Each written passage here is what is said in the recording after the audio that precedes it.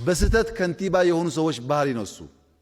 አድዋ 00 ሰራለው ብሎ መቀመጥ አይቻልም። ካልክ ስራ አሳይ ሰርተ እንጂ ዝም ብሎ ጀምሮ የሆነ ነገር አቁሞ መተው የከንቲባ ባህሪ አይደለም።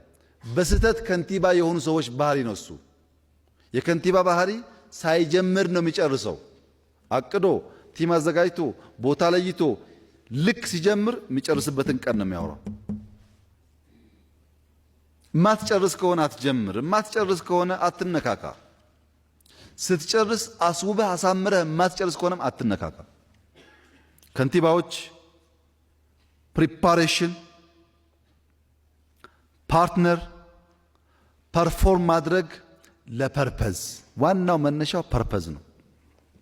ለመስረቅ ከገባህ አይሳካልህም፣ አትሰራም፣ አይሳካልህም ማለት ሰብስባለህ ወረቀት ግን አይሳካልህም። ለስራ ከገባህ እግርን የሚያስረውን ሰውዬ እግርን አስለቅቀ የምታልፍና የምትሰራ ከሆነ አንተ ታልፋለህ። በዘመናት መካከል አንተና ስምህ ይጸናሉ።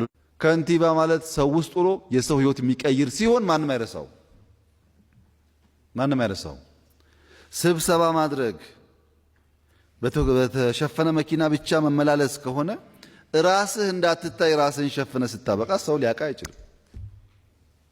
አሻራ ማኖር ከፈለክ በዓላማ ተዘጋጅተህ የሚያግዙህን ለይተህ ጀምረህ ጨርሰህ ካሳየ ግን የሚቀጥል ስምና አሻራ ይኖርሃል።